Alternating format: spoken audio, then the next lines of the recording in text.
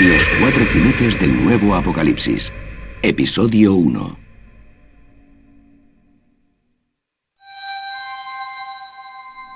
No vamos a hablar de conspiraciones. No vamos a extender el miedo. No vamos a culpar ni a banqueros ni a políticos.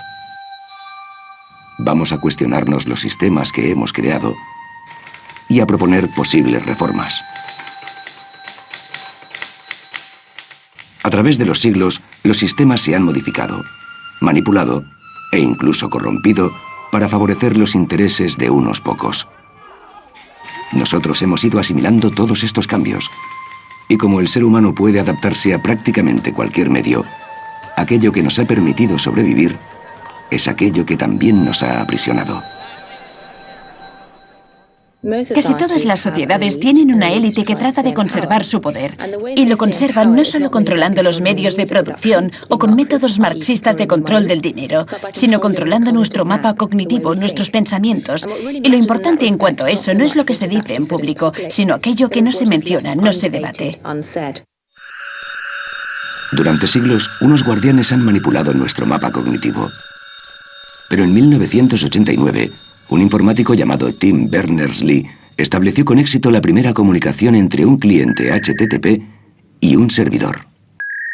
Internet había nacido. Desde entonces, se ha convertido en un tsunami de información libre disponible al instante. Del mismo modo en que la imprenta de Gutenberg luchó por mantener alejado nuestro mapa cognitivo de la élite eclesiástica y real, hoy Internet está empezando a cambiar los gobiernos, las finanzas y los medios. Estamos a las puertas del cambio. Pero para llevarlo a cabo, primero debemos entender todo aquello que nunca nos han dicho. Por eso necesitamos que algunas personas nos digan la verdad para hacer frente a este engaño colectivo. Porque entender algo es quedar libre de ello. Al finalizar la Segunda Guerra Mundial, teníamos la mitad del Producto Interior Bruto de todo el mundo. Fabricábamos 54.000 aviones al año, 7.000 barcos, etc. Éramos la nueva Roma, y lo sabíamos, y creamos un esquema de poder por medio de la Ley de Seguridad Nacional en 1947 para, supuestamente, asegurarnos el control, algo que funcionó muy bien durante la Guerra Fría, pero desde entonces seguimos igual. Y creo que en cierto modo eso refleja nuestra incapacidad para comprender el nuevo mundo.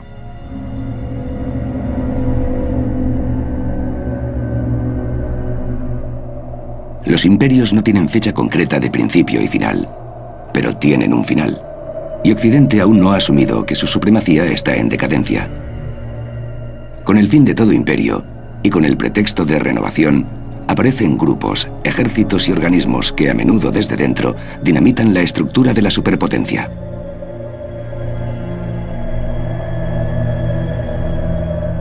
En su ensayo El destino de los imperios, el militar, diplomático, viajero y comandante general Sir John Gladd analizó el ciclo vital de los imperios y encontró importantes similitudes entre todos ellos.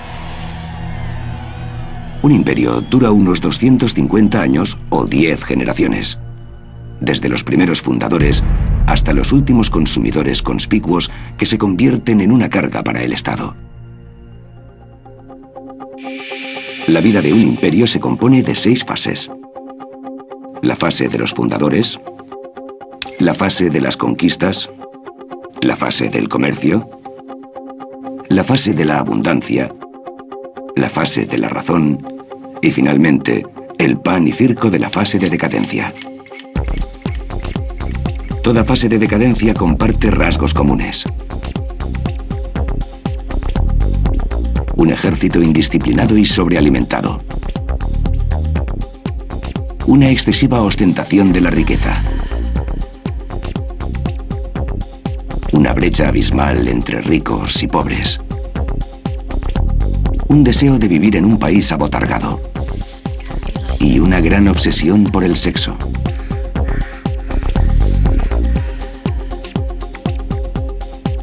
Pero puede que el rasgo más significativo de todos sea la devaluación de la moneda. Estados Unidos y Gran Bretaña comenzaron con un patrón bimetálico de oro y plata, ahora obsoleto. Roma no fue diferente. Sentó unos cimientos muy sólidos con el patrón de plata. Pero a medida que iba cayendo más y más, el denario romano llegó hasta el punto de convertirse en moneda de cobre que se empezó a chapar en plata, cuya circulación fue un éxito. Y al final, a todos los senadores cuyo único propósito fue representar al pueblo, solo les interesaba representar a los que se enriquecían desde arriba. La fortuna de un gran imperio siempre reluce, pero más allá de las apariencias, el ansia desenfrenada de dinero, poder y posesiones materiales da lugar a que el deber y el servicio público sean usurpados por líderes e individuos que ambicionan grandes botines. Según la historia, todos los signos de la caída del imperio están empezando a descubrirse, algunos más graves que otros. La actual crisis financiera y económica, o lo que sea, evidencia la caída del imperio. Los romanos tenían a los gladiadores como entretenimiento, y los políticos sabían que esto era así. Cuando el pueblo estaba molesto, hacían grandes eventos, organizaban un nuevo evento con un montón de gladiadores. Nosotros lo hacemos todos los días, es un rasgo común en los imperios en declive. Hoy en día, en los Estados Unidos, por ejemplo, encontramos muchísimos programas de televisión que distraen a la gente de lo que realmente está ocurriendo. Los deportes son un claro ejemplo de ello, igual que cuando estaban los gladiadores. Básicamente, nos han inducido al letargo, y nosotros lo hemos aceptado. Al igual que las estrellas deportivas de hoy ganan grandes cantidades de dinero, también lo hacían los aurigas romanos. En el siglo II, uno llamado Gaius Apuleius Diocles amasó una fortuna de 35 millones de sestercios en premios, lo que hoy serían varios miles de millones de dólares. Curiosamente, hay otra profesión que se ensalza cuando un imperio cae. Los romanos, los otomanos y los españoles hicieron de sus chefs celebridades. Este rasgo también tipifica el fin de un imperio. Cuando las cosas iban muy bien, se da este último gran impulso que muestra que estábamos muy bien y que nos sentíamos muy bien, aunque ya no nos sintamos así. Pero todo el mundo quiere hacerlo, con la mejor comida, la mejor música, las mejores películas, un reality show o una revista. Pero nunca tenemos suficiente, aunque no lo necesitemos. Lo que necesitamos es que una fuerte convicción moral y una gran integridad reinen en la sociedad. La generación del baby boom empezó en esta fase de decadencia. Puede que, sin saberlo, hayan roto el pacto intergeneracional secreto. Con el consumismo desmesurado, los precios de las viviendas en alza y el deseo de la eterna juventud, el baby boom ha despilfarrado la herencia de futuras generaciones. Mi generación y la generación que sigue a mi generación hemos olvidado esa frase que aparece en el preámbulo de nuestra Constitución que dice «y nuestra posteridad». De repente, lo único importante somos nosotros y punto. La generación del baby boom de la que formo parte ha llevado a cabo la peor distribución de capital de la historia. Hemos tenido petróleo barato, o mejor dicho, energía barata. Hemos tenido abundancia de ideas y hemos elegido un sistema y lo hemos perpetuado. Y esa es una de las peores maneras de aprovechar los beneficios que hemos obtenido. Ahora vamos a pagarlo caro. El ser humano es variable y paradójico. Ansiamos la paz y la inmortalidad, pero seguimos inventando nuevos modos de destruirnos los unos a los otros. Somos capaces de realizar los actos más nobles y generosos y las más terribles atrocidades. El ser humano es una criatura compleja. Por ejemplo, somos capaces ahora mismo de actuar, dando lugar a que probablemente, aunque no inevitablemente, nuestros nietos se enfrenten a catástrofes terribles. Y somos conscientes de que con nuestro comportamiento aumentamos esa probabilidad, por mucho que queramos a nuestros nietos. ¿Por qué, a pesar de haber tanta sabiduría en el mundo, seguimos luchando por una distribución justa de la riqueza? ¿Cómo es que la raza humana ha desarrollado este sistema imperfecto cuyo gobierno y economía solo benefician a una minoría a costa de la mayoría? Y con tanta pobreza, en una era de abundancia, ¿cómo es que no tenemos el valor de cambiar esta estructura social tan salvaje? La avaricia es un ingrediente fundamental en la economía moral. El problema no es que no haya riqueza suficiente en el mundo. Dicen que hay pobreza y que tenemos que crear más riqueza.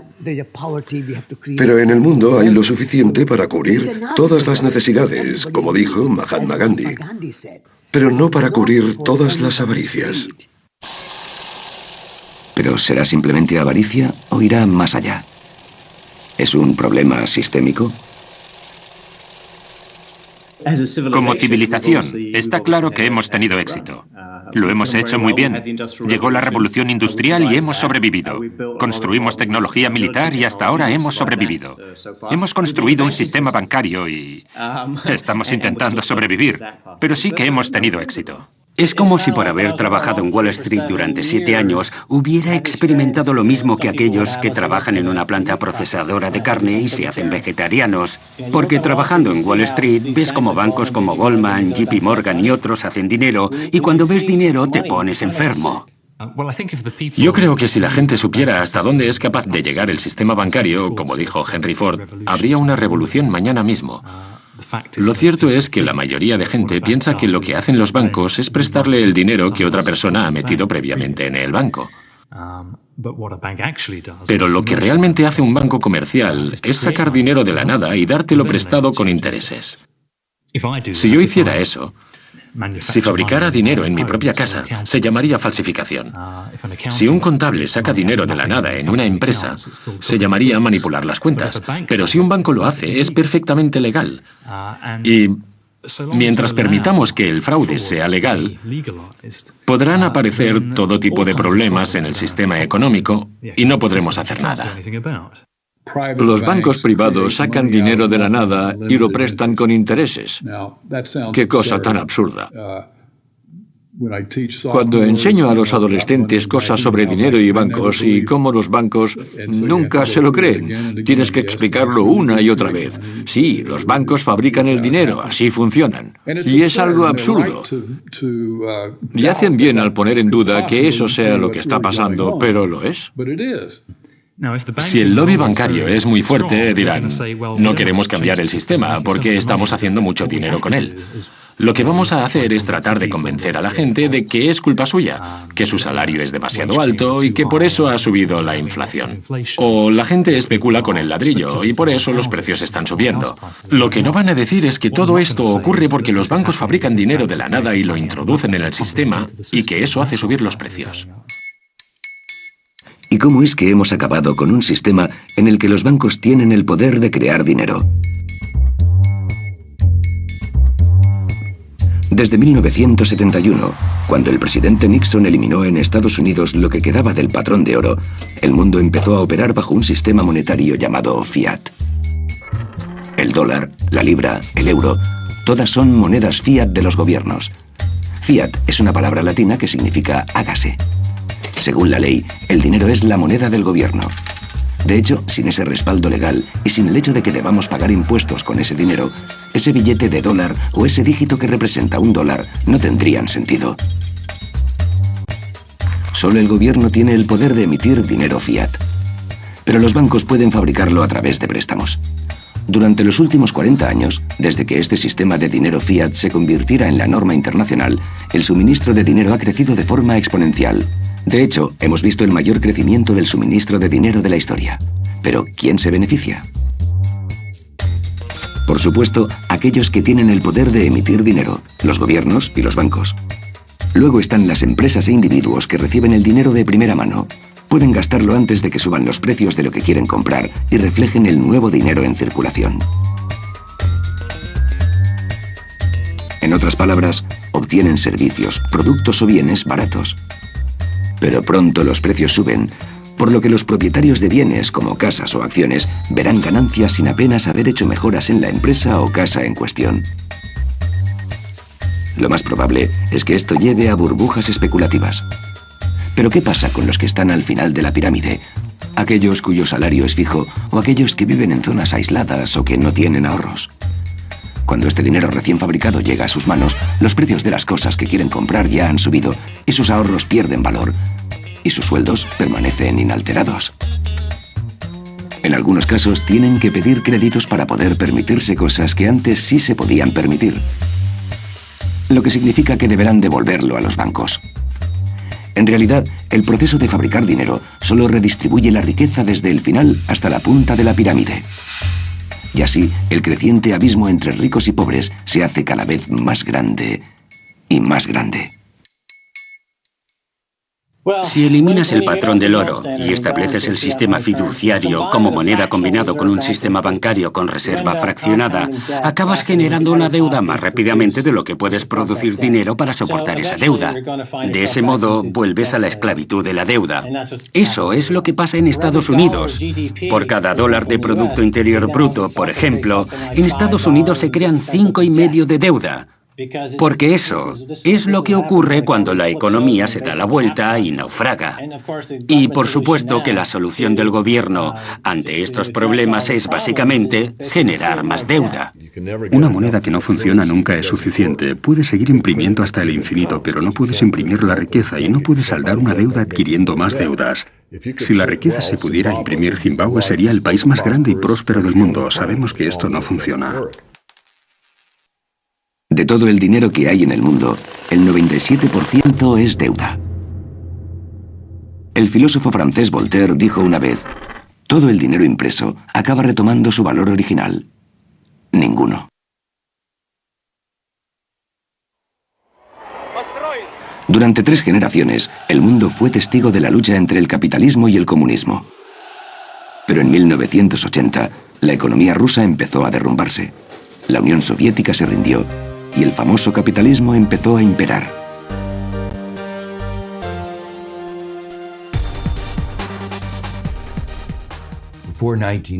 Antes de 1989 teníamos una batalla entre el consumismo y el mercado, y en aquella batalla se intentaba ocultar los errores de la economía de mercado. Es muy importante que en la batalla no critiques a nuestro bando mientras estamos luchando contra el otro. Y el otro bando era el del autoritarismo socialista, cuyo intento de procurar bienestar a toda la sociedad había fracasado. Así que estaba claro, si tenías que elegir entre esos dos, ¿cuál era el mejor? El comunismo fracasó primero por varias razones. Era ineficiente, no respetaba los derechos humanos y otras cosas. Por eso, el occidente capitalista seguía pensando en tono triunfalista: nuestro adversario ha fracasado y eso significa que lo estamos haciendo bien. Ambos sistemas intentan hacer algo que es básicamente imposible: crecer eternamente. Y ambos fracasarán. Uno fracasó primero y el capitalismo fracasará después, si no lo está haciendo ya. Ahora mismo, América está en una posición muy interesante porque en los últimos 200 o 300 años de historia es una cultura que ha existido gracias a la certeza de que los recursos pueden ampliarse. Si había un problema, siempre tratabas de arreglarlo con un pastel más grande. Vete al oeste, joven. Haz el pastel más grande para que todos tengamos un trozo más grande. Ahora vivimos en un mundo en el que tal vez los recursos empiecen a estar limitados y tenemos que empezar a dividir el pastel y a hacer daño a otros. Y la gente no está preparada para ello. ¿Por qué el país se ha desviado tanto de las intenciones de sus padres fundadores? ¿Cómo se ha distorsionado tanto el sueño americano? Durante los últimos 30 o 40 años, el capitalismo se ha llevado al extremo. Y todo esto se remonta al economista Milton Friedman de la Escuela de Chicago, y Ronald Reagan y Margaret Thatcher y otros que extendieron estas prácticas y animaban a la gente a acumular deuda, promoviendo la privatización. Eran pequeños estados, aunque grandes potencias militares. Así que los gastos subían. Con la liberalización, eliminaron toda norma que debían seguir los directivos de las instituciones, sobre todo las grandes empresas. Es como si nos hicieran creer que esas personas que dirigen las grandes empresas no necesitan ninguna regulación, que son una especie de dioses. Milton Friedman, sus protegidos, los Chicago Boys, y su ideología neoclásica fueron un azote para la economía clásica y se convirtieron en los pioneros de lo que hoy llamamos capitalismo. Hay dos principales enfoques económicos que determinan cómo el ser humano controla el mundo y distribuye la riqueza. Son la escuela clásica y neoclásica. La escuela clásica favorece una mínima intervención gubernamental y más autonomía personal, y reconoce que el ser humano no puede seguir adelante sin recursos naturales. La escuela neoclásica, que desprecia los recursos naturales, defiende que el gobierno debe controlar la economía, resolver problemas sociales y dejar que el mercado libre se ocupe de la distribución de la riqueza. La escuela neoclásica surgió hace unos 100 años con ánimo de proteger los bienes personales de unos pocos. Esto significa que los modelos matemáticos neoclásicos están aislados de la realidad. Se basan en lo que debería ser, en vez de en los modelos clásicos que se basan en lo que realmente es. Estos modelos neoclásicos son los que favorecen a las grandes empresas y que se han empleado para legitimar la financiarización de la economía mundial. Liderada por Ronald Reagan y Margaret Thatcher, la economía neoclásica sigue imperando en las políticas actuales. La revolución Reagan, como se llama en Estados Unidos, o la revolución Reagan-Thatcher, como se denomina mundialmente, supuso un gran cambio en la estructura de poder y un intercambio de oportunidades y de riqueza. No es que los pobres se lo hayan dado a los ricos, sino que fue una transferencia entre privilegiados, de modo que el sector financiero en particular, en Estados Unidos, por ejemplo, aunque también en Reino Unido y otros países, empezó a generar muchos más beneficios y los salarios base del sector mejoraron de forma homogénea. Se incrementaron. Nos centramos en las primas, pero también una transferencia desde la parte no financiera de la economía hacia la parte financiera de la economía que no tiene precedentes en cuanto a los datos que disponemos. Y hablo de toda la historia. En 1932, tras la gran caída de la bolsa, se creó una pequeña ley para proteger a la sociedad. La ley Glass-Steagall se introdujo para separar la banca comercial de la banca de inversión. 67 años después, en 1999, bajo la influencia del secretario de Hacienda Larry Summers y su predecesor Robert Rubin, el presidente Bill Clinton revocó la ley Glass-Steagall. De nuevo los bancos podían coger el dinero de los ahorradores y especular con él para hacer todo lo que quisieran. Wall Street se ha convertido en una especie de casino. Y por desgracia, no es como los de Las Vegas, que son una forma legítima de entretenimiento. Es un casino que tiene tremendas repercusiones negativas en toda la sociedad. No supone perder tu dinero en noches de desenfreno, sino que el modo en que esas organizaciones pierden su dinero afecta a toda la sociedad y provoca una destrucción masiva de puestos de trabajo. Este derroche de apuestas empujó al sistema financiero internacional muy cerca del colapso. Con balances y obligaciones de deuda mayores que el Producto Interior Bruto de países enteros, los bancos se han hecho demasiado grandes como para fracasar. Occidente no estaba preparado y los banqueros se reunieron con los desorientados gobernantes. Tenemos que salvarnos. Necesitamos dinero. Si no nos dais el dinero, todo se vendrá abajo. ¿Y qué haréis con esas decenas de millones de personas que van a perder todos sus ahorros? Será toda una revolución. Haced aparecer el dinero. Prestadnos el dinero. Sacadlo de la nada y devolvédnoslo para que solucionemos nuestros problemas y no nos vengamos abajo. Porque si no, y esto es lo que Han Paulson dijo en el Congreso de Estados Unidos, acudió un día para decirles, necesitamos 700.000 millones de dólares y los necesitamos ya, de inmediato. ¿Es este sistema que llamamos capitalista realmente capitalista? En un sistema capitalista se supone que el gobierno es pequeño, pero hoy el Estado está más inflado y tiene más influencia que nunca. Individuos y empresas operan en un presunto mercado libre. Las buenas empresas obtienen beneficios y las malas fracasan estrepitosamente. Pero durante la crisis bancaria de 2008, la gente vio cómo el sistema económico occidental se rompía como siempre se les había asegurado que no lo haría. Socialismo para los ricos, capitalismo para los pobres. En América, por ejemplo, los bancos que tenían problemas fueron castigados por el gobierno. Eso era socialismo. La gente no apoya un sistema socialista en América, pero ahora es el país más socialista que existe. Tenemos un sistema que no es el típico sistema capitalista. Los ricos cometen errores, pero no son castigados. Los pobres cometen errores y sí son castigados. O lo que es peor, no cometen ningún error y son obligados a pagar por los errores de los ricos. Cuando el contribuyente se hace cargo de la mala especulación de los bancos, entonces, en vez de que la economía esté al servicio del ser humano, el ser humano está perpetuamente al servicio de las amorales organizaciones financieras.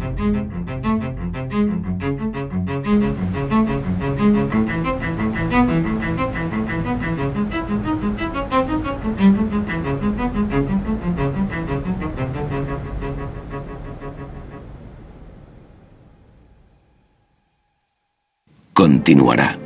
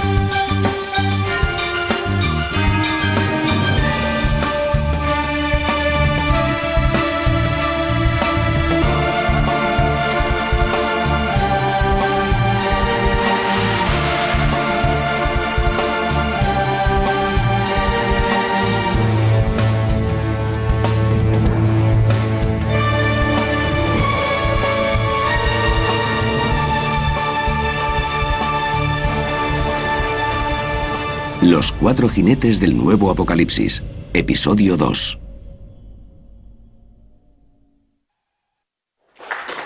Fue el director del Banco de la Reserva Federal, Alan Greenspan, quien tras el 11 de septiembre reventó los tipos de interés para promover los créditos. Los banqueros necesitaban nuevos participantes para mantener el flujo económico en un sistema que se había convertido en un juego piramidal global. Todo este dinero recién creado se destinó al mercado inmobiliario y provocó una inflación sin precedentes. Los precios subieron cada vez más. Las madres primerizas volvieron a trabajar para poder pagar hipotecas interminables y el sueño angloamericano empezó a basarse en la especulación inmobiliaria. El mercado inmobiliario occidental no tiene que ver con la propiedad. El mercado inmobiliario occidental existe para que la gente de a pie salga adelante, porque la gente de a pie no llega a fin de mes. Lo que hemos creado es una gran burbuja inmobiliaria que chupa una gran cantidad de capital, un capital que se extrae de innovaciones económicas legítimas y al que se le da un uso especulativo sin obtener beneficio legítimo alguno. Resulta curioso al hablar con alemanes, por ejemplo, que ellos no vean la relación entre adquirir una propiedad y su inclinación hacia la democracia. Hay mucha gente aquí que vive de alquiler y están muy cómodos así. Pero es cierto que en contextos diferentes, el señor Reagan y la señora Thatcher animaron a la gente a comprar casas, y eso es parte del problema. Porque si animas a la gente a que compre sin estar preparada, si les haces sacar dudosas hipotecas sin siquiera saber dónde se están metiendo, puedes tener grandes efectos adversos. Eso es lo que llevó, en parte, a la crisis inmobiliaria de alto riesgo en Estados Unidos. No tiene nada que ver con la democracia, solo es una mala idea económica. El avance de alrededor del año 2000 en Estados Unidos se dio cuando los banqueros descubrieron que los pobres eran honrados. Se dieron cuenta de que si eres pobre, si no eres rico, tienes un conjunto de valores diferente y piensas que una deuda es una deuda y que tienes que pagarla. Y la gente intentará pagar las deudas en las que se ha metido, aunque esas deudas no sean legítimas, aunque esas deudas sean más grandes de lo esperado, aunque no las puedan pagar.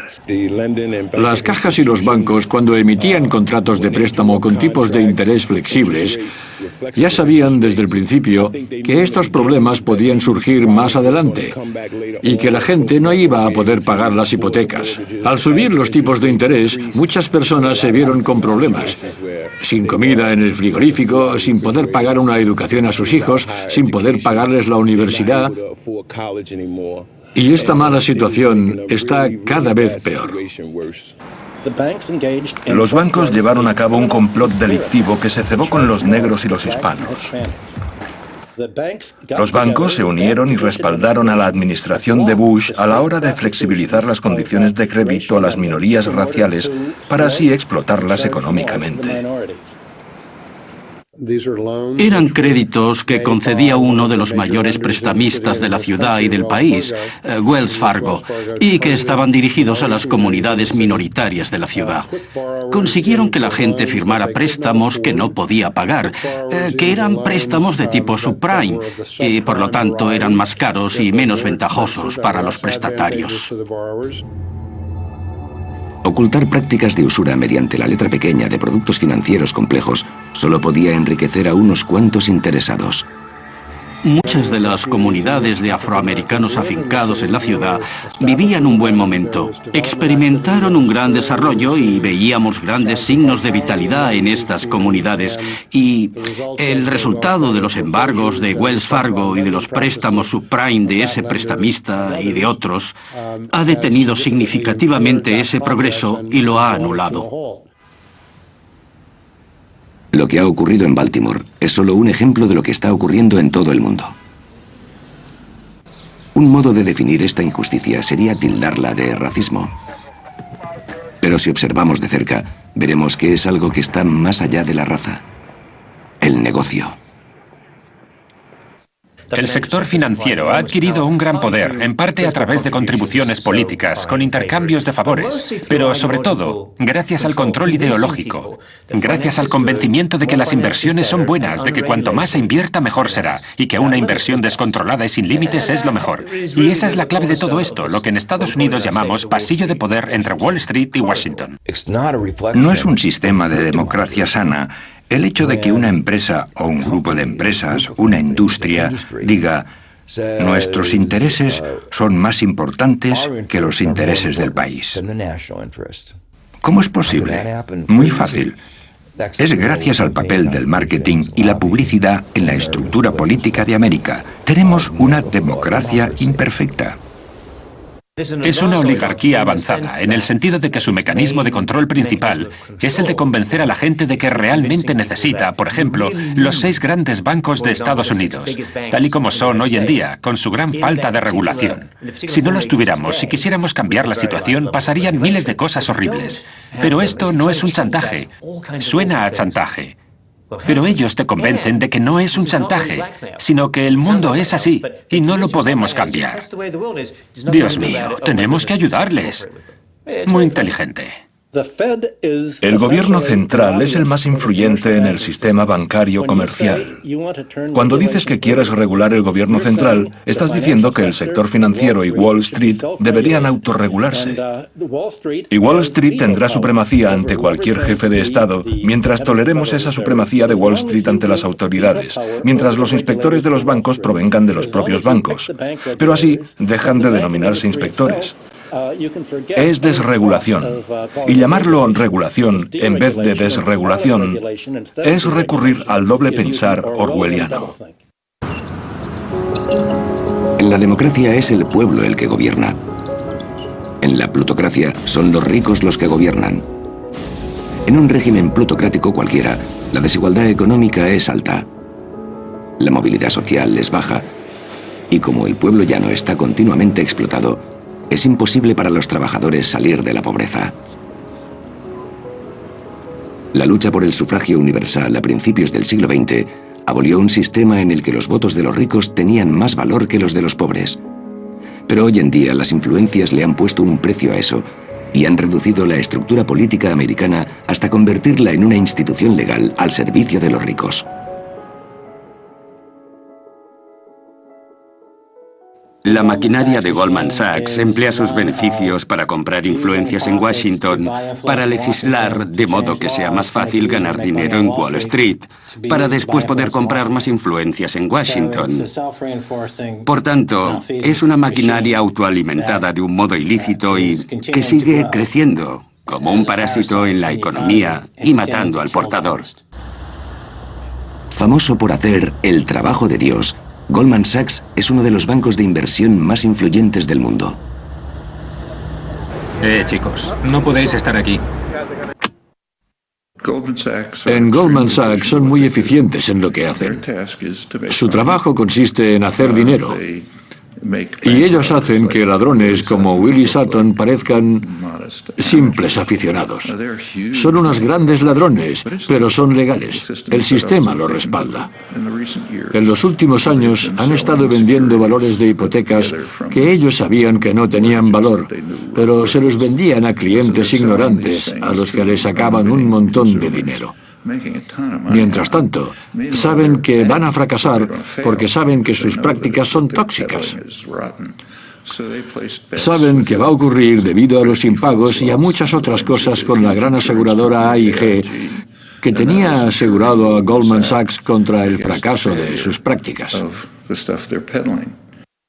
Durante el colapso del subprime americano, los inversores de Goldman, Michael Swenson y Joyce Birnbaum ganaron $4.000 millones con la venta corta de hipotecas basura.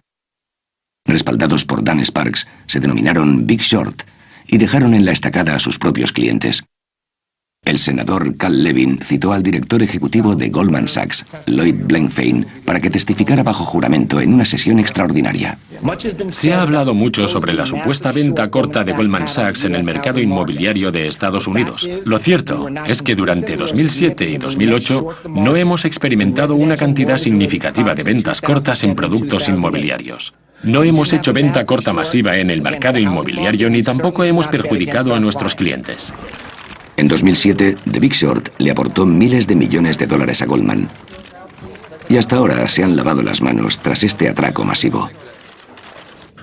Ahora han vuelto más fuertes que nunca, más ricos que nunca, y con los mayores beneficios de la historia, con grandes primas. Les va genial. Y casi todo lo que han hecho, puede que todo lo que hayan hecho, no haya aportado ningún beneficio a la economía. ¿Quién se niega a que la gente con verdadero talento gane una fortuna cuando aportan algo nuevo y valioso al mundo? Cuando ponen en riesgo su propio dinero. Y lo que hacen beneficia a la población. ¿Y cuántos ciudadanos de a pie han obtenido verdadero beneficio con el plus de un banquero? En el escenario sagrado de la Catedral de San Pablo de Londres, el vicepresidente y portavoz de Goldman Sachs, Lord Griffiths, expresó lo que realmente piensan algunos banqueros. El devoto cristiano defendía los pluses abusivos. No me siento desgraciado, tengo esperanza.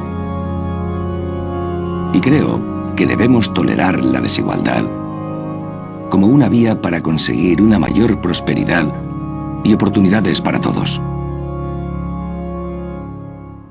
Un principio cristiano fundamental, como también lo es del Islam, así como del judaísmo, es que la riqueza debe compartirse, el dinero debe compartirse. No te lo puedes quedar para ti solo, y de ahí surgen muchas ideas sobre justicia y economía y todo eso. Pero ya no es así. La gente cada vez acumula más y más.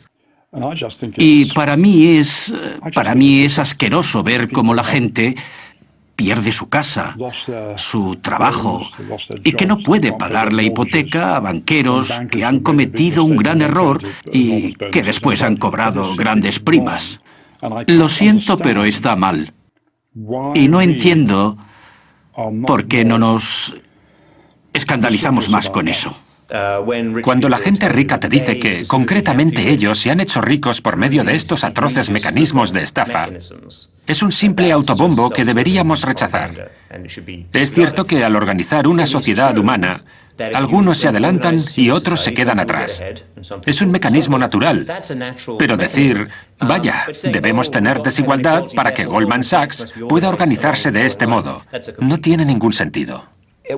¿En qué situación, en qué punto entra la moralidad en cuestiones económicas?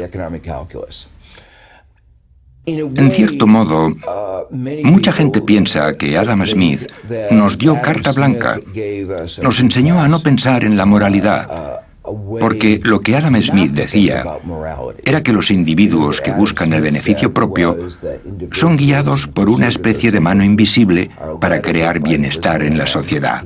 Sin embargo, Adam Smith no dijo nada de eso, porque Adam Smith era muy consciente de que una acumulación de negocios iba contra el interés público y hacía subir los precios.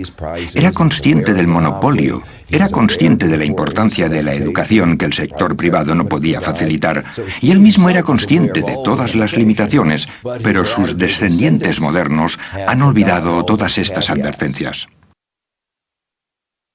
Adam Smith fue el padrino de la economía clásica, pero desde su publicación su trabajo se ha usado como pelota política, y los financieros han tergiversado sus palabras a su antojo. Lord Griffiths aboga por el libre albedrío y defiende la idea de que si los banqueros se hacen ricos, nosotros también nos haremos ricos por medio de un proceso conocido como teoría del chorreo o teoría del caballo y el gorrión. Si el comedero del caballo está lleno, caerá algo al suelo para los gorriones. La idea es que la riqueza extrema concentrada en una pequeña minoría acabará salpicando al resto. Pero esto no funciona, porque en el momento en el que el dinero llega al final de la pirámide económica, ya ha perdido todo su valor adquisitivo.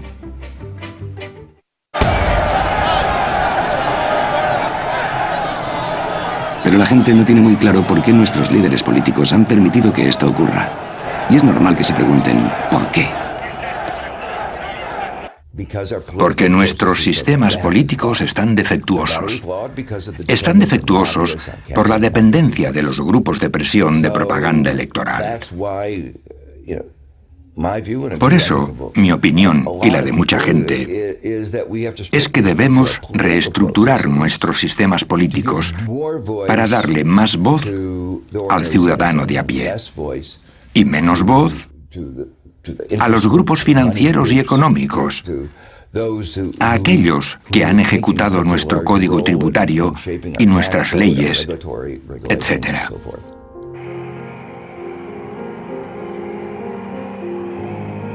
Me detuve frente a la puerta de la casa de Colin Powell. Le miré y le dije, ¿qué será lo siguiente, jefe? Me contestó, ¿a qué te refieres? Yo le dije, ¿qué vas a hacer? ¿A dónde vas a ir? Estoy escribiendo un libro. Ya sé que estás escribiendo un libro, pero no vas a hacer eso el resto de tu vida. ¿A dónde irás? Y él me dijo, puede que siga en algún ministerio, pero antes está el dinero. Le pregunté, ¿dinero? Y él me dijo, sí, millones. Es la única manera de trabajar en un ministerio del gobierno americano. Madre mía. Los demócratas y los republicanos están sujetos a intereses corporativos y hasta que no se liberen de esos intereses corporativos, no tendremos un buen gobierno.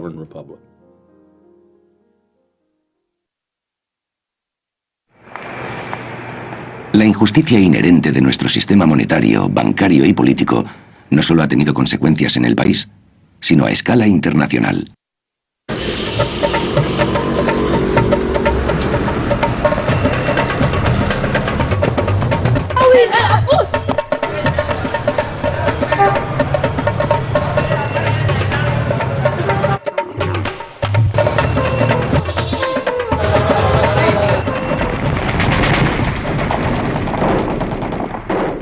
Los líderes occidentales han presentado su campaña militar en Irak, Afganistán y Pakistán como una obligación moral.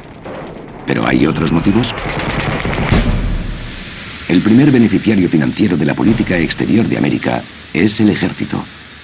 En concreto, aquellos que suministran armas y equipamiento. El ejército ha ganado guerras, pero ¿cuánto éxito ha tenido en su afán por erradicar el terrorismo?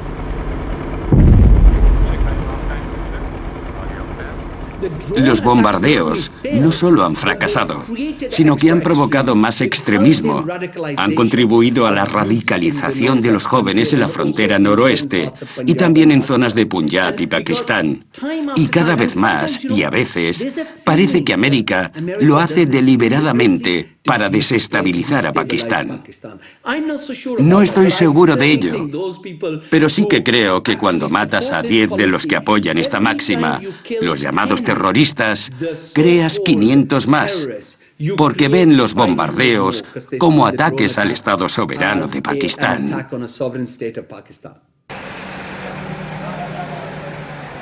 Después del ejército, los siguientes beneficiarios económicos son aquellos que obtienen las licencias de reconstrucción.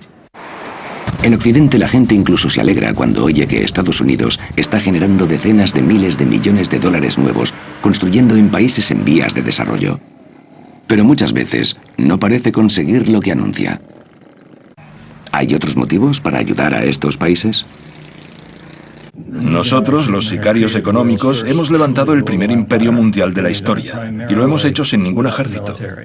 Trabajamos de diferentes maneras, pero puede que la más común sea invadir países del tercer mundo que tienen recursos codiciados por nuestras empresas, como el petróleo, y ofrecer un enorme préstamo a ese país por parte del Banco Mundial o alguna de sus filiales.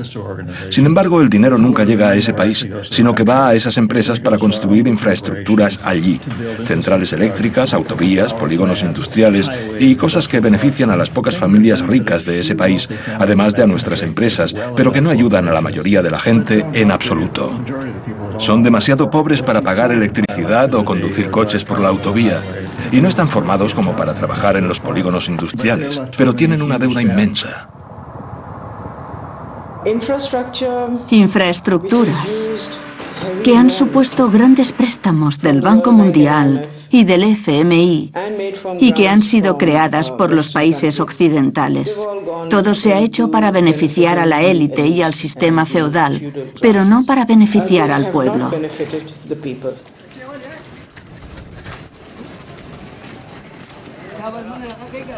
Las masas tienen muy poco. Así que los terratenientes que tienen la infraestructura y que ganan dinero con esa infraestructura que hacen en las carreteras, ellos sí que ganarán. Y para los que no tienen recursos, los que no tienen trabajo, no existe ninguna actividad económica, nada relacionado con la producción, para que puedan vender y beneficiarse también. Si no lo tienen, ¿qué hacen? Recurren a los talibanes porque ven que el enemigo se acerca para llevarse lo poco que tienen. Tengo entendido que el presidente Obama quiere invertir $7.000 millones y medio de dólares en infraestructuras en Pakistán para paliar la pobreza y eliminar a los oponentes y el sentimiento antiamericano que tienen aquí. Sean cuales sean sus motivos, no nos es imprescindible. De hecho, tal vez sea lo peor que puede hacer. Este tipo de ayuda va a ser un estorbo. Va a empeorar las cosas porque va a imponer rasgos artificiales en zonas rurales. ¿Habrá alguna ayuda exterior de Estados Unidos puramente altruista? ¿Hasta qué punto le influyen los bancos y las empresas que se enriquecen gracias a ella? La obsesión americana por la democracia está plagada de contradicciones, y la principal es que proclaman la democracia a punta de pistola y que se enfrentan a regímenes que son democráticos, pero no lo son al gusto de América. Así que esta idea de que América ha promovido el capitalismo liberal también está plagada de contradicciones, porque lo cierto es que las empresas americanas, en concreto las financieras, tienden a ganar más dinero cuando los países están al borde del cambio. Y en parte, quieren mercados que estén cambiando estructuralmente, pero que no sean demasiado libres o demasiado transparentes, ya que ganan dinero cuando los mercados son más bien opacos.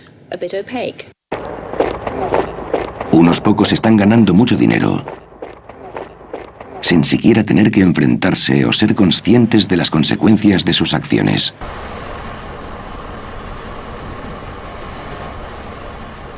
¿Qué importa si en África mueren 5 millones de niños por la deuda del año anterior?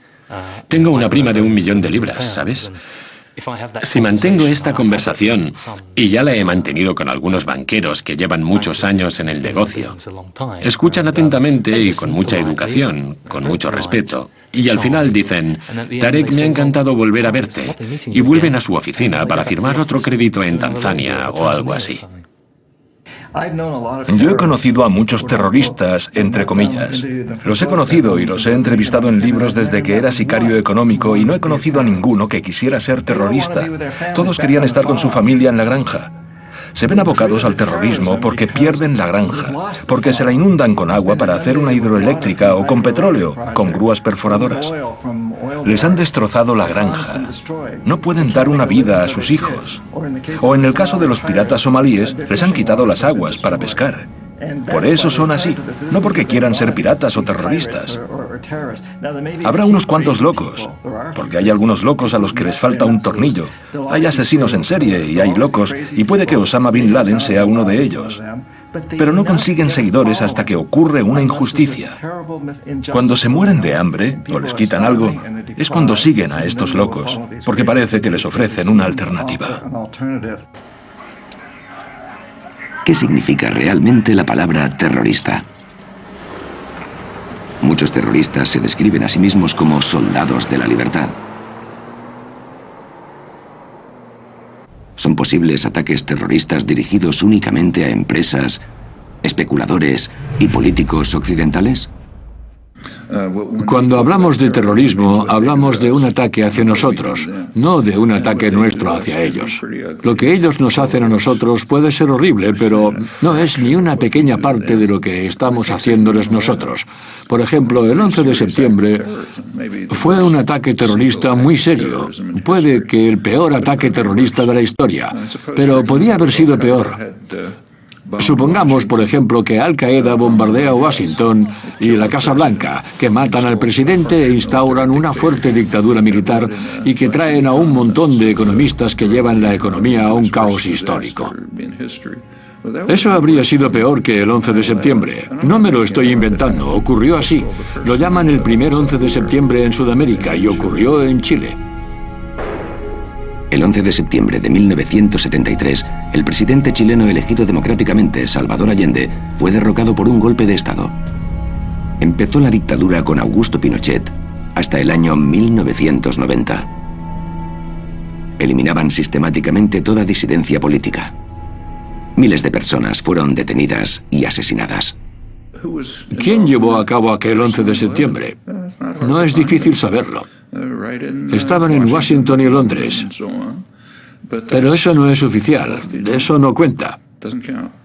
Hay un principio ideológico que nos insta a no fijarnos en nuestros delitos. Sin embargo, debemos exaltar los delitos ajenos y mostrar honor oponiéndonos a ellos. La solución a las verdaderas causas del denominado terrorismo no es empeorar la desigualdad económica. Si de verdad los políticos quisieran combatir el terrorismo, deberían empezar haciendo una gran reforma en casa. Porque mientras los grandes imperios bancarios lleven a cabo infraestructuras y generen deuda en otros países, Occidente seguirá exportando injusticia por medio de las finanzas. Millones de personas perderán su hogar. El terrorismo crecerá y el neocolonialismo acabará cada vez con más vidas en todo el mundo.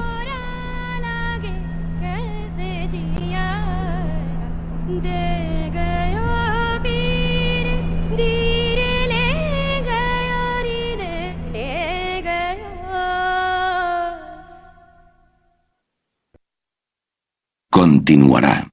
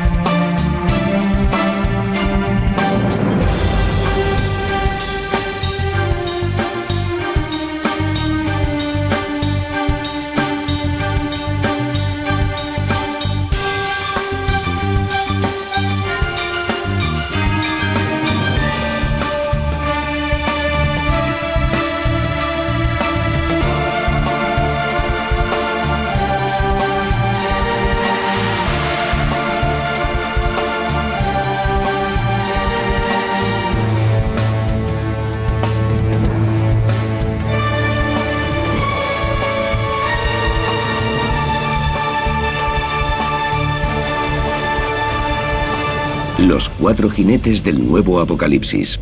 Episodio 3. Lo que ha ocurrido es que hemos pasado de un mundo vacío a un mundo relativamente lleno. Que antes estaba vacío de nosotros y de nuestras cosas, y ahora está lleno de nosotros y nuestras cosas. Desde que yo nací, la población mundial se ha triplicado. Y la población de otras cosas, coches, casas, barcos, todas estas cosas han supuesto una carga para el medio ambiente, al igual que los seres humanos. Pero se han multiplicado mucho más. Así que el mundo está lleno de lo que podríamos llamar riqueza artificial. Y cada vez está más vacío de lo que antes sí había, lo que llamamos riqueza natural. Somos la primera generación que habita un mundo rico y desarrollado, los que hemos visto el final de los beneficios del crecimiento económico. Durante siglos, la mejor manera de mejorar la calidad de vida del ser humano ha sido aumentar las posesiones materiales. Y eso es lo que ha mejorado la esperanza de vida y lo que ha aumentado la felicidad y otros indicadores del bienestar. Sin embargo, ahora todas esas cosas se han desligado del crecimiento económico. Lo paradójico es que cuanto más crecemos, más pobreza creamos. Nuestro egoísta sistema económico parece que nunca consiga perfeccionarse. Por eso, mientras seguimos saqueando la riqueza natural de la Tierra, ¿será el momento de replantearnos nuestro concepto occidental de progreso? Del mismo modo en que el baby boom ha fracasado en salvaguardar las generaciones futuras, nuestra obsoleta mentalidad ansiosa por agotar el planeta podría tener nefastas consecuencias. Nuestra coyuntura económica promueve la ley del más fuerte, competitividad y confrontación, mientras que el progreso que el ser humano ha conseguido a través de milenios se ha basado siempre en la cooperación. En todas las especies, en casi todos los animales, existe un gran conflicto potencial. Porque en todas las especies, todos sus miembros tienen las mismas necesidades. Por eso pueden surgir pugnas por conseguir alimento, refugio, nidos, territorio y parejas sexuales. Todas esas cosas. Pero el ser humano siempre ha tenido la otra opción. Tenemos la opción de recurrir a nuestra capacidad de apoyo, amor, ayuda y cooperación, y en mayor medida que cualquier otro animal. Por eso, los demás pueden ser lo mejor o lo peor.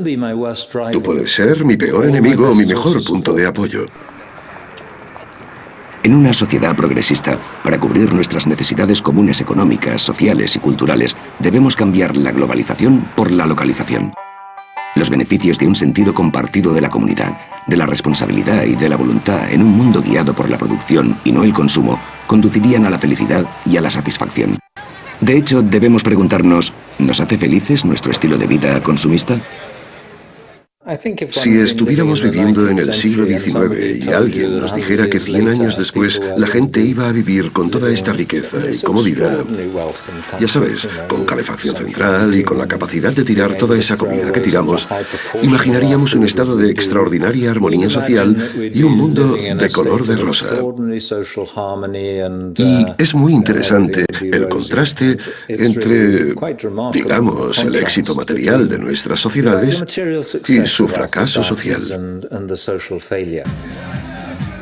El crecimiento de la economía exige que hagamos del consumo un modo de vida. Todos aspiran a morir con los mejores caprichos, y comprar ha sustituido la satisfacción espiritual. No es de extrañar que las ventas de los antidepresivos se hayan disparado. Lo cierto es que la economía mundial, a lo largo de estos años, una buena parte de mi vida, se ha basado en los ejércitos o en producir cosas que casi nadie necesita. Y que tampoco quiere, si me apuras, pero todos debemos tenerlas. El consumismo está dominado por nuestra naturaleza extraordinariamente social. Porque queremos tener aquello que nos hace vernos mejor ante los demás. Porque nos vemos a través de los ojos de los demás, de sus sentimientos de vergüenza u orgullo y puede que de envidia o algo parecido. Por eso los bienes son solo un medio para, digamos, mediar entre unos y otros en esta jerarquía tan alienada. Las verdaderas víctimas han sido las relaciones humanas, la vida en familia. Cosas que nos importan de verdad. Al fin y al cabo, lo único que hace feliz al ser humano no es el dinero. Y está muy claro que, pasado cierto nivel de riqueza, los beneficios son escasos. Lo que realmente nos da la felicidad es la gente. Pero eso está perdiendo valor durante los últimos 30 años. Confiamos menos en los demás. Tenemos menos interacción con los demás. Nos unimos menos, nos casamos menos y el matrimonio peligra más que nunca. Y todas las asociaciones que representan un afecto humano permanente e incondicional están debilitadas. Y esta es la verdadera herencia de los últimos 30 años. Y en cierto modo tenemos que reponernos y volver a humanizar nuestras vidas. De lo contrario, no solo seremos desagradables, salvajes y toscos, sino que nos quedaremos solos. Para encontrar un propósito en la vida, tienes que ser tú mismo. No importa la imagen exterior que te construyas, mientras sea algo positivo que la sociedad persigue. Pero tiene que ser tu imagen exterior y no la interior, porque si miras dentro de ti, mirarás al abismo, como decía Nietzsche, y acabarás cayendo en él.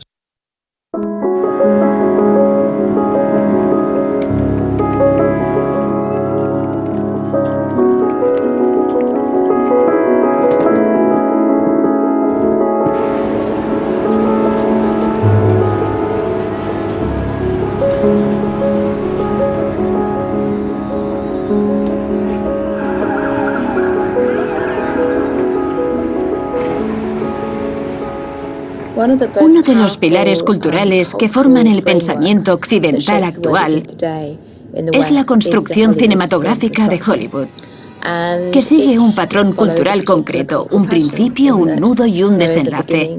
Hay dramatismo, tensión, hay determinación. Suele haber un bueno y un malo, y hay historias que representan toda situación humana. Esta hollywoodización del modo en el que la gente se comunica y el modo en el que cuentan historias sobre ellos mismos y cómo perciben la historia ha tenido un gran impacto en nuestra percepción de la crisis financiera. Y en ella, la gente ve un principio, un nudo y un desenlace. Y ven el desastre de Lehman Brothers y esperan, digamos, un desenlace. Y quieren que haya malos. Quieren víctimas también. Por eso se obsesionan con ciertas personas, a pesar de que no solo fueron una o dos personas las que estuvieron en la raíz del problema, sino que fue algo sistemático y de que casi todos los participantes fueron en cierto modo culpables, bien por clara negligencia, por no haber hecho las preguntas pertinentes o por no haberse preguntado por qué el dinero ha sido tan barato durante tantos años. La idea de que fue un error sistemático es algo que le resulta muy difícil de entender a la gente y aún más difícil todavía verla como una buena historia. Puede que tengamos ese sentimiento de impotencia porque no llegamos a entender cuál es el verdadero problema. Quitar unas cuantas manzanas podridas no rectificará los errores de fondo del sistema económico occidental. Un sistema que debería estar protegiendo a la gente y que sin embargo es lo que empuja a nuestros 4 jinetes a trotar por venganza. Los 4 jinetes de la actualidad. Un sistema financiero voraz. Violencia organizada en auge. Millones de personas viviendo en la miseria y el agotamiento de los recursos naturales. Se llevan por delante a los más necesitados. Galopan sin cesar porque el mapa cognitivo que nos han creado nuestros colegios, universidades y medios de comunicación no nos animan a cuestionar las normas establecidas. Lo que sí hay es apatía. En parte pienso que somos sociedades deprimidas. Estamos acostumbrados a pensar que no podemos hacer nada, que no hay alternativa, que nunca vamos a solucionar todos esos problemas y que vivimos en una sociedad sin ética y ya está. Creo que lo que debemos sacar de todo esto es el reconocimiento de que podemos solucionar muchos de esos problemas haciendo que nuestras sociedades sean más igualitarias, reduciendo las diferencias económicas, porque eso también contribuiría con el medio ambiente. Podemos crear una sociedad que sea cualitativamente mejor para todos. Esta apatía está articulada de tal forma que no se comenta en los medios de comunicación. Sorprendentemente, los medios están dominados por los intereses inmobiliarios y financieros, y no van a explicarle a la gente la relación entre el sector financiero, el asegurador y el inmobiliario. Hay mucha desinformación. Se eluden responsabilidades y se niegan las causas reales. Todas son estrategias comunes. De hecho, hasta en la educación se puede ver que algunos bancos han construido universidades, las han fundado. Fundan centros de estudios, dirigen fundaciones educativas y periódicos.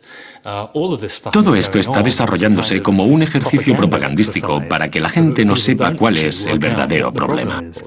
No deberíamos asumir, si no tenemos formación en economía o derecho, que estos temas son demasiado complejos para nosotros. No son en absoluto complejos, son muy simples.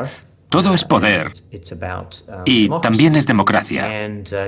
Todo el mundo lo puede entender igual que yo. Una de las causas de esta desinformación es la escuela neoclásica de economía.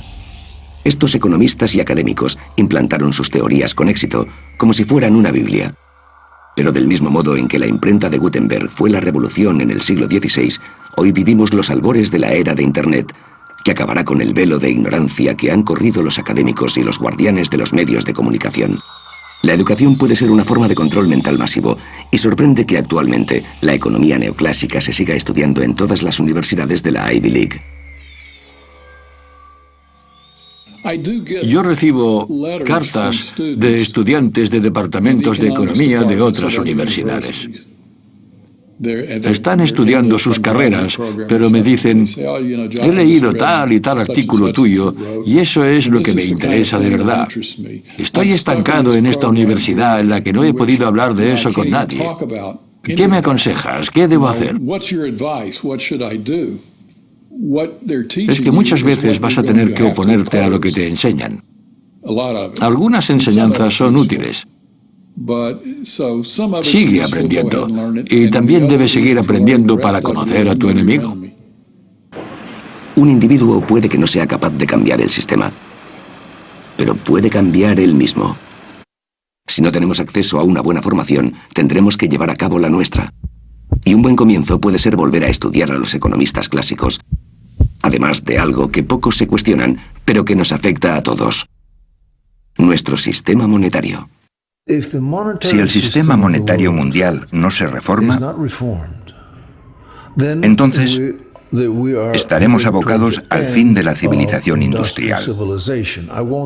No diré que la humanidad va a acabarse, pero sí que nuestro mundo, tal y como lo conocemos, va a estallar, porque no puede funcionar con dinero fiat. Y ninguno de los responsables quiere admitirlo, pero es así. El dinero fiat es una ley artificial de la cual se ha abusado.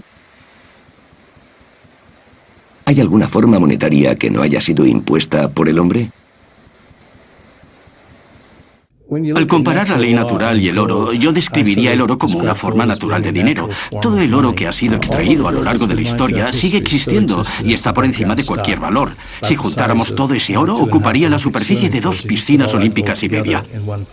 La clave está en que este oro se revaloriza en un 1,75% al año, lo que es similar al crecimiento de la población del Nuevo Mundo y también es parecido al crecimiento de nueva riqueza.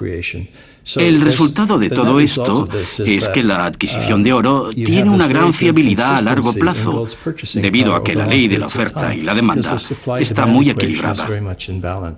Para conseguir la libertad, el ser humano tiene que asegurar su dinero, y el oro es el único modo de conseguirlo, porque solo el oro está exento del control de los políticos. Con los procesos monetarios artificiales modernos, ha surgido un exceso de deuda crónico en todos los estratos de la sociedad. Hoy la deuda se considera normal, pero no lo es. Es una forma de esclavitud. Pero ¿cuántos cuestionamos nuestra deuda? ¿Qué deberíamos hacer con ella? El ejemplo más claro y actual de cancelación de deuda fue el milagro económico alemán de 1947. Los aliados cancelaron todas las deudas nacionales e internacionales alemanas, exceptuando las deudas que los patrones debían a los empleados en las últimas semanas y una cantidad mínima que todo el mundo pudiese tener en el banco para comprar comida durante unas semanas. Todos acataríamos las 5 o 6 páginas que componían la reforma financiera de 1947 en Alemania. Sería borrón y cuenta nueva. Eso significa que todo el mundo tendría su propiedad libre de deuda. El problema era que te quitaban los ahorros para contrarrestar la deuda. Eso no sería nada malo si nos diéramos cuenta de que los ricos americanos, que forman el 1% de la población, ha amasado una gran fortuna con sus propias manos, más de lo que dicen las estadísticas en la historia. Nuestro sistema tributario también necesita una reforma. Actualmente grabamos por lo que producimos. Tal vez sería más progresivo grabar por lo que consumimos. ¿Cuántos americanos se dan cuenta de que los padres fundadores nunca quisieron que los americanos pagaran impuestos por trabajar? Dicho de otro modo, se suponía que no tenían que pagar impuestos sobre la renta. El sistema tributario que fue importado de Gran Bretaña como vestigio del colonialismo ha invadido el mundo. El elemento más importante de todo sistema tributario es hacer lo que todos esperaban que se hiciera en el siglo XIX. Basar el sistema tributario en los impuestos a la propiedad, en la barra libre del valor de la propiedad y en lo que John Stuart Mill llamaba rendimientos decrecientes, el beneficio que los propietarios sacaban mientras dormían, como él decía. ¿Quién hizo el petróleo que hay bajo tierra? Y el carbón, y el hierro. Son cosas que no son producto del esfuerzo humano. Claro que extraerlos sí lo es, pero no es su existencia. Por eso los beneficios que dan los recursos naturales son una gran fuente de impuestos. Nadie los ha fabricado, así que cuando los grabas, provocas que los demás los usen con más eficiencia. Al parecer es lo mejor para grabar, y no el trabajo y la riqueza.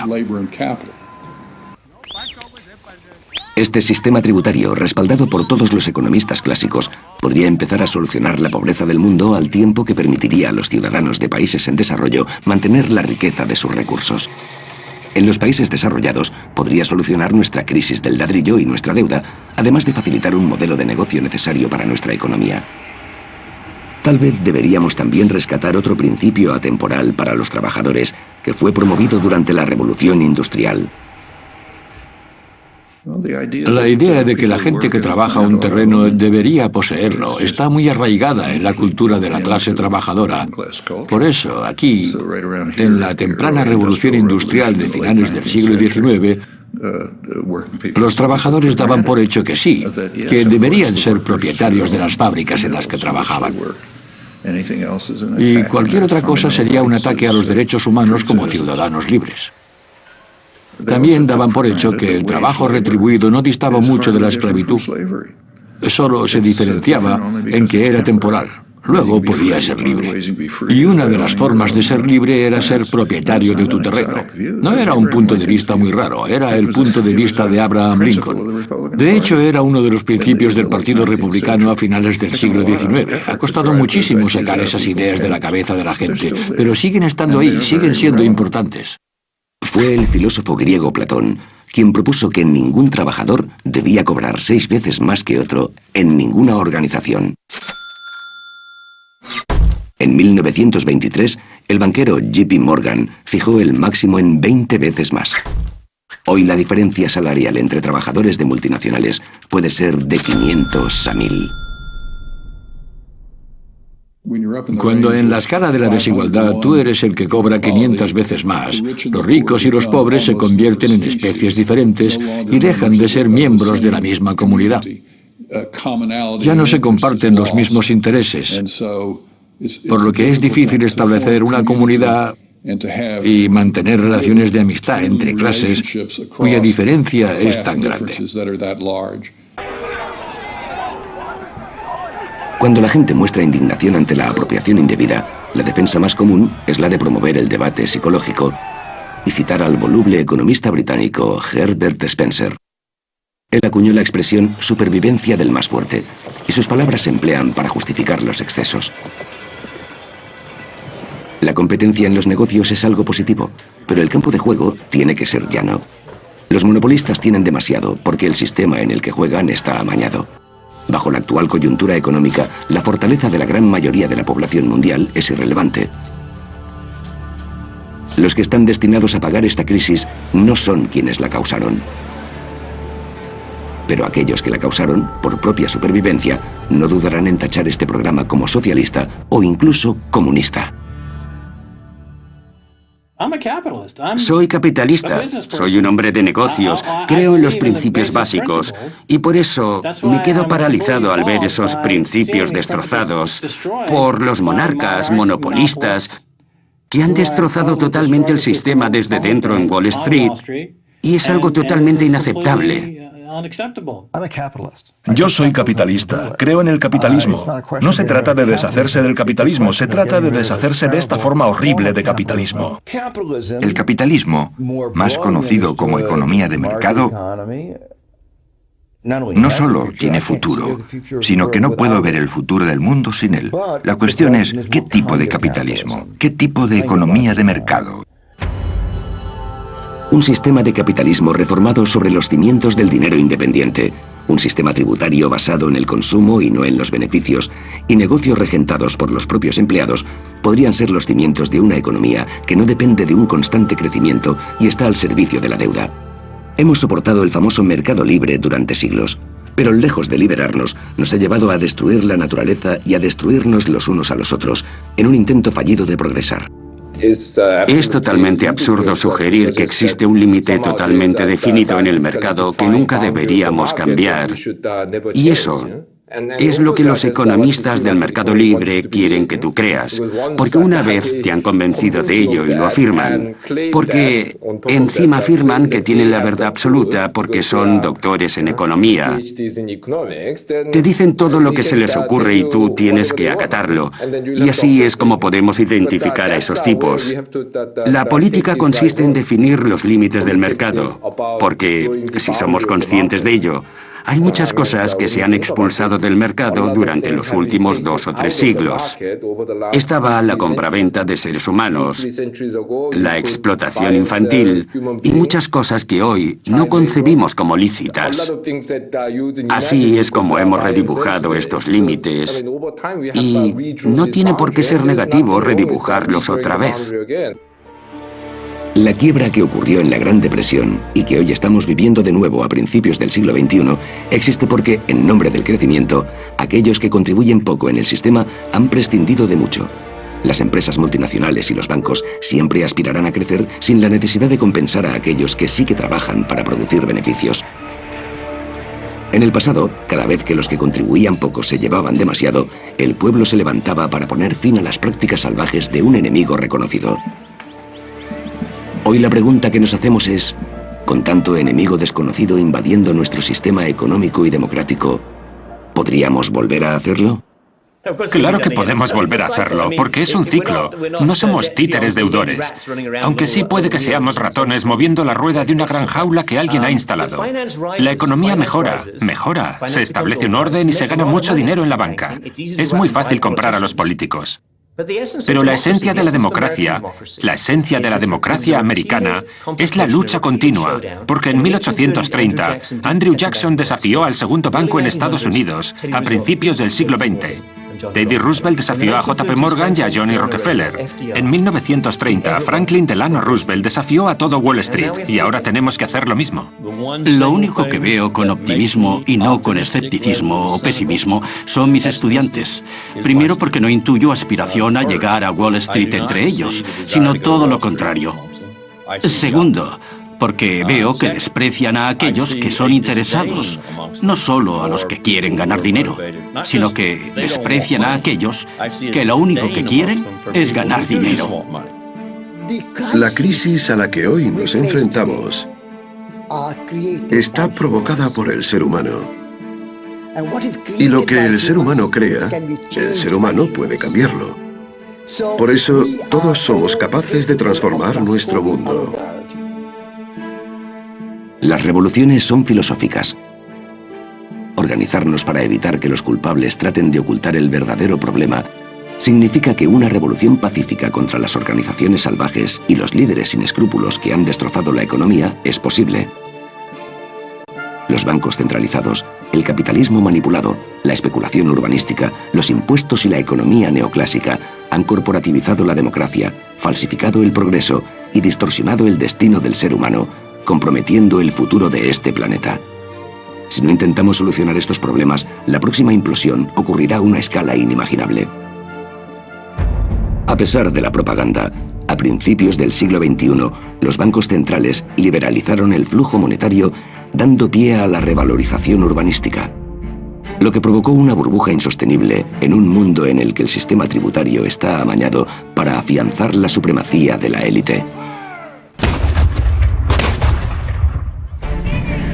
La economía neoclásica ha arruinado la vida de miles de millones de ciudadanos de a pie, los ha abocado al conflicto intergeneracional y ha creado un sufrimiento masivo sin límites.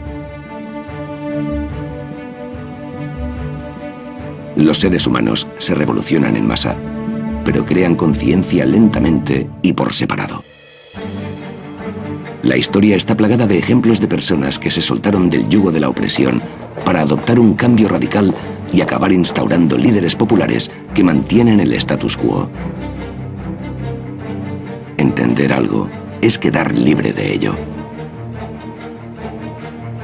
La dedicación a una gran causa, el sentido de la responsabilidad y la adquisición de conocimientos son la esencia del ser humano. El verdadero enemigo del capitalismo salvaje y gran aliado de la humanidad es el individuo que está formado y que ha leído y entendido, que sabe decir no y que camina con los ojos bien abiertos.